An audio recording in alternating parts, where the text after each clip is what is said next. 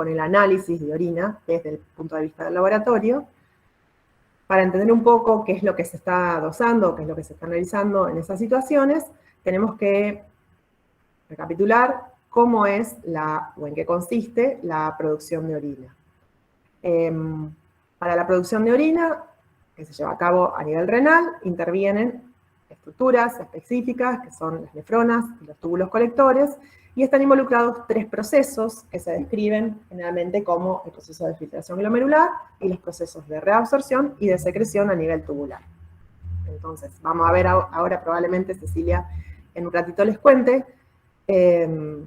cómo es el proceso de filtrado glomerular y cómo está constituida la barrera de filtración glomerular, pero resumidamente, en este proceso de filtración, lo que pasa desde la sangre hacia la luz de la cápsula de Bowman, que luego se continúa con la luz del túbulo contorneador proximal, es agua y solutos de pequeño tamaño, solutos de bajo peso molecular. Dentro de estos solutos vamos a reconocer una serie de moléculas que después pueden estar o no presentes en la orina.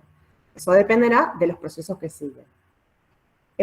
Y lo que no filtra, o lo que no logra pasar esa membrana de filtración, son lo que nosotros llamamos elementos formes de la sangre, es decir, las células, glóbulos blancos, leucocitos, los eritrocitos y también las plaquetas y las proteínas plasmáticas, ¿sí? Que están presentes en el plasma. Una vez que ese filtrado pasó a la luz de los túbulos que componen la nefrona, se lleva a cabo un proceso de reabsorción. Este involucra distintos tipos de mecanismos de transporte que pueden ser pasivos o activos. En esta reabsorción tubular se reabsorben la gran parte de de los solutos de pequeño peso molecular que filtraron y también el agua, ¿sí? Y finalmente, en una porción más distal de la nefrona y en los túbulos colectores, lo que se produce es la secreción, es decir, el pasaje de sustancias desde la sangre, a través de las células del epitelio de los túbulos, hacia la luz de esos túbulos para terminar de conformar lo que nosotros conocemos como orina, ¿sí? ¿Qué es lo que contiene la orina? Precisamente las sustancias que son finalmente excretadas del organismo. Dentro de esas sustancias vamos a reconocer agua como el componente principal y también distintos solutos, entre ellos electrolitos, productos del metabolismo celular, vamos a hablar ahora un poquito de lo que son los compuestos nitrogenados no proteicos, y sustancias exógenas, o sea, sustancias que se incorporaron al organismo, como pueden ser, por ejemplo, medicamentos, algún tipo de medicamento. Las sustancias que filtran, además del agua, nosotros las reconocemos como glucosa, aminoácidos, también vitaminas del tipo hidrosolubles, ¿sí? Que son las que, si las consumimos en exceso, son finalmente excretadas por la orina. Pigmentos, proteínas, en este caso muy pequeñas, ¿sí? Con un tamaño molecular muy pequeño que pueda atravesar esa barrera de filtración, o péptidos, y también esto que nosotros conocemos o definimos como compuestos nitrogenados no proteicos, que son urea, creatinina y ácido úrico, además de una gran cantidad de electrolitos, fundamentalmente sodio, potasio, cloruro, bicarbonato, fosfatos, también filtra calcio, ¿sí? Lo que ocurre es que durante el proceso de reabsorción, la gran mayoría de estas sustancias se reabsorbe, si bien hay algunas excepciones, como por ejemplo la creatinina, que no, y luego, durante el proceso de secreción, existe también entonces una incorporación activa de otras sustancias, como pueden ser protones, amonio, iones potasio, también creatinina y algunos fármacos. Finalmente, tenemos entonces la composición de esta orina, que es lo que nosotros podemos analizar desde el laboratorio. Dijimos que tiene una importante composición de agua y luego una presencia de sólidos que van a ser mayormente solutos, ¿sí? Pero si la orina es patológica, también puede tener presencia de células, ¿sí? Dentro de esa parte que es sedimento.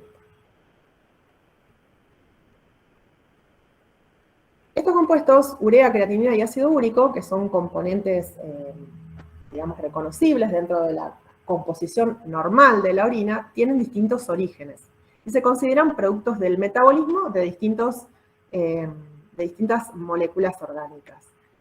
La urea proviene del catabolismo de las proteínas. Las proteínas, tanto ya sea de origen dietario como las proteínas celulares que cumplieron su vida útil, son degradadas principalmente mediante un mecanismo de hidrólisis y los aminoácidos liberados. Esos aminoácidos luego pueden seguir un camino de catabolismo, es decir, de degradación, y para seguir ese camino, lo primero que ocurre en este proceso es que pierden su grupo amino. Ese grupo amino no se libera como tal al medio, no se pierde como amoníaco o como ion amonio en su forma protonada porque es muy tóxico. Entonces lo que ocurre es un proceso de transaminación. Los aminoácidos pierden su grupo amino y ese grupo amino se transfiere a una molécula que es un alfa-cetoácido, el alfa-cetoglutarato, que se transforma en un aminoácido particular que es el glutamato. Luego, ese glutamato, que entonces esas moléculas de glutamato que han ido recogiendo los distintos grupos amino de distintos aminoácidos que están siendo catabolizados, termina siendo desaminado por un proceso de desaminación oxidativa en el hígado, en los hepatocitos, ¿sí? Y entonces sí, ese amonio que pierde el grupo, el glutamato, el aminoácido glutamato, entra en los que se conoce como ciclo de la urea, ¿sí? Permite la formación de un precursor de este ciclo, que es el carbamilfosfato, y luego, mediante una secuencia de reacciones metabólicas en el interior de los hepatocitos, se produce la síntesis de esta molécula de urea, que combina o que contiene el nitrógeno proveniente de dos amonios, y es una sustancia que es inocua, no es tóxica, como el caso del amonio, y es soluble, con lo cual es fácilmente excretable por orina. Otra de las sustancias que nosotros podemos encontrar normalmente en una orina sana es la creatinina. La creatinina es un producto de la degradación de la creatina o de la creatina fosfato, la fosfocreatina.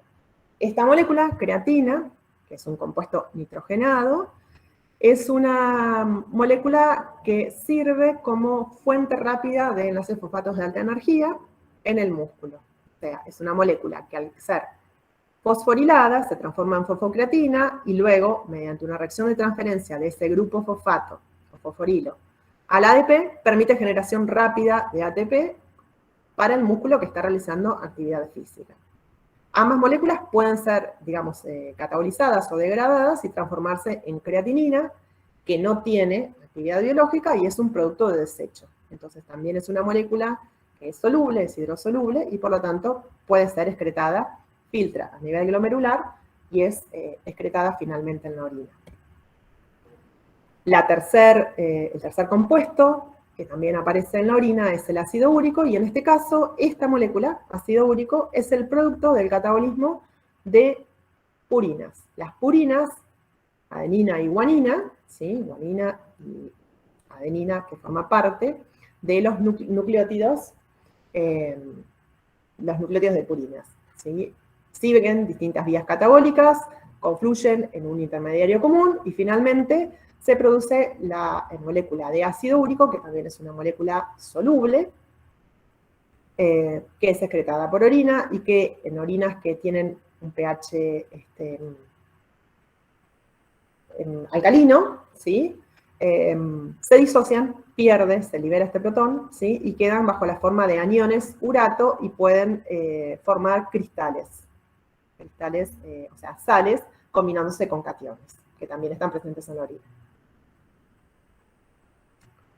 Entonces, si nosotros analizamos la orina desde el punto de vista del laboratorio, existen tres tipos de determinaciones que clásicamente se hacen. Uno es un primer análisis que es físico o macroscópico, consiste en observar la orina a simple vista y caracterizarla desde el punto de vista de su color, el aspecto, muchas veces también el olor, puede ser una pauta, un índice de alguna alteración en esa, digamos, en esa función del tracto urinario, y también la determinación de la densidad. Por ahí acá una aclaración importante: si bien en las tiras reactivas uno de los tacos reactivos permite cuantificar densidad de esa orina o determinar la densidad de esa orina, La densidad es un factor que es físico, y nosotros lo podemos determinar en el laboratorio también usando un urodensímetro. Estas distintas variantes, o sea, la orina sana, proveniente de una persona sana o normal, tiene un color característico que es amarillo ámbar y que puede variar dependiendo de la concentración de la orina, el grado de concentración o dilución de esa orina. Ustedes lo habrán podido evidenciar, una orina diluida es mucho más clarita. En cuanto al aspecto, tenemos que observar distintos grados de turbidez. Una orina, digamos, sin patologías, es una orina que es límpida, o sea, uno puede ver a trasluz, y a medida que en esa orina empiezan a aparecer distintas componentes que pueden ser extraños o no, pero encontrarse en elevada concentración, el aspecto puede tornarse más turbio, ¿sí? Y eso podría ser debido a la presencia de células, de moco, o también de microorganismos, o incluso de proteínas. La densidad tiene que ver con la presencia de solutos. A mayor cantidad de solutos, mayor densidad. Luego, el segundo análisis que podemos hacer es el estudio químico de la orina, ¿sí? Esto consiste en introducir, como van a ver en los videos, tiras reactivas en esa orina, bien homogenizada previamente, y luego, esperando el tiempo suficiente y adecuado, medir la presencia de distintos componentes en esa orina, ¿sí? Estos son clásicamente 9 hay descritos acá. Acuérdense que la densidad también se determina con tiras reactivas, si bien entra dentro de los parámetros físicos. Estos 9 tienen entonces luego implicancias o correlaciones desde la clínica, ¿sí? No todos estos parámetros están asociados con parámetros de salud, digamos. Algunos están asociados con patologías y es lo que uno normalmente busca o investiga cuando hace un análisis de orina. Y finalmente el análisis microscópico tiene que ver con analizar, empleando un microscopio óptico, el sedimento urinario, que es la porción de la orina que sedimenta o que decanta luego de una centrifugación de un determinado volumen, y en esa observación al microscopio vamos a buscar la presencia de células de distinto tipo, ¿sí? Las epiteliales, que pueden provenir de distintas, digamos, regiones del tracto urinario. Las más comunes son las epiteliales escamosas, que pueden ser habituales o normales y tienen que ver con la excavación del epitelio de la uretra, y ya células que vengan de un epitelio de transición o incluso de los epitelios que revisten la luz de los túbulos estarían asociados con algún tipo de patología. Luego también la presencia de hematíes, que en realidad es una terminología que se utiliza cuando se investiga glóbulos rojos o eritrocitos, es un sinónimo, que se usa particularmente para el análisis de orina, ¿sí? Hematíes son eritrocitos. Y también los glóbulos blancos o leucocitos. Los cristales, el mucus, los cilindros y los microorganismos son otro tipo de componentes presentes en la orina que uno puede detectar mediante el uso de un microscopio. Los cilindros están presentes también en orinas patológicas, ¿sí? Tienen que ver con la formación de estructuras o de cuerpos formados básicamente por una matriz proteica que gelifica y que se forman en la luz de los túbulos de la nefrona, ¿sí? O distintas secciones del túbulo. Entonces tienen formas que representan o digamos, conservan la forma del túbulo donde se formaron, de la sección del riñón donde se formaron, y pueden estar asociados con distintos tipos de células, y eso les permite a ustedes, van a ver que los van a clasificar de distinta manera, ¿sí? Como cilindros hemáticos o cilindros granulosos o serios, ¿sí? Pero tienen que ver con que esa matriz proteica además incorpora otros componentes, ¿sí? Y siempre está asociado con patología, lo mismo que la presencia de microorganismos, ¿no? Con infecciones urinarias, los microorganismos pueden ser de distinto tipo. Los cristales pueden aparecer en orinas normales. Muchas veces se forman cuando baja la temperatura de la orina, cuando uno la refrigera, o si están en elevada cantidad y la densidad de la orina es elevada. Pero también hay cristales que están asociados con enfermedades o con patologías, ¿sí? Como podrían ser, por ejemplo, los cristales de cistina o los de colesterol. La glucosa y los cuerpos cetónicos se investigan con estas tiras reactivas y normalmente no tienen que estar presentes. La glucosa habíamos dicho que era una de las sustancias que filtraba a nivel del glomérulo y que luego se reabsorbía a nivel de, fundamentalmente, el túbulo contorneado proximal, ¿sí? Mediante un mecanismo activo, de cotransporte con sodio, es un mecanismo activo secundario, y este flujo de sodio está impulsado por una bomba de sodio y potasio vasolateral, ¿sí? A nivel de esas células epiteliales. Entonces, en general, no hay glucosa en orina porque toda se reabsorbe, si bien si los niveles de glucosa en sangre aumentan por encima de 180 o 200 miligramos por decilitro, empieza a aparecer lo que se conoce como glucosuria, o glucosa en orina. Y esto tiene que ver con que estos transportadores se saturan, ¿sí? Y entonces la capacidad de ingresar glucosa es insuficiente para incorporar toda la glucosa que está pasando por unidad de tiempo, ¿sí? En la luz de este túbulo, y entonces parte de esa glucosa se pierde por orina. Cuando analizamos los cuerpos cetónicos, lo relacionamos en algún punto con el metabolismo energético. ¿Por qué? Porque son sustancias que se generan en el hígado, ¿sí?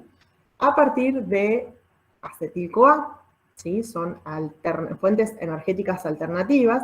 El hígado las origina normalmente a partir de acetil-CoA, cuando hay una generación excesiva de acetil-CoA en esas mitocondrias y ese acetil-CoA no puede ingresar al ciclo de Krebs, entonces lo que hace el hígado con los hepatocitos es transformarlo en estas, digamos, acetatos alternativos o fuentes de acetato alternativo, como podrían ser estos, el compuesto acetoacetato, la acetona o el 3-hidroxibutirato, que son los famosos cuerpos cetónicos. Estos compuestos son hidrosolubles, pasan digamos, salen de los hepatocitos y pasan al torrente sanguíneo y pueden ser captados por distintas células, fundamentalmente por las células del músculo, triado o cardíaco, y son reconvertidos en acetil-CoA y utilizados como fuente de energía.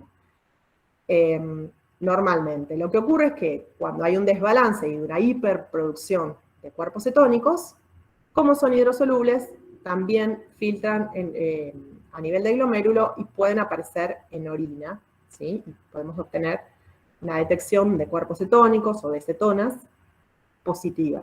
Y eso está asociado mayormente a determinados estados, como puede ser una diabetes mal controlada o un estado de ayuno prolongado, ¿sí? Esas son mayormente las situaciones en las que aumenta la producción de cuerpos cetónicos. Entonces hay un aumento de la producción de cuerpos cetónicos y aparece cetonuria. La bilirrubina y el urobilinógeno también los detectaban las tiras reactivas y tenemos que hacer una distinción. El urobilinógeno es un pigmento que normalmente aparece en la orina y es el que le da ese color típico, ¿sí? Ambos son producto del catabolismo de los glóbulos rojos, de hemoglobina de los glóbulos rojos. En realidad, esa hemoglobina se descompone, por un lado las cadenas de globina, por otro lado el grupo hemo, y ese grupo hemo, una vez que pierde su átomo de hierro, que se reutiliza, se transforma en un compuesto de desecho intermediario que es la biliverdina, y al final en bilirrubina no conjugada, o bilirrubina libre, ¿sí? Que es un compuesto de desecho, digamos, que tiene la particularidad de ser liposoluble.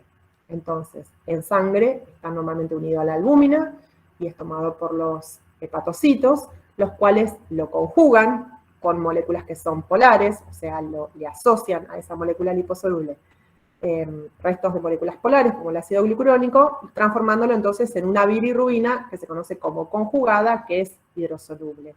Y entonces esa bilirrubina pasa a la luz de los canalículos biliares, o sea, pasa a formar parte de la bilis y termina siendo excretada a nivel del tracto digestivo, a nivel del intestino.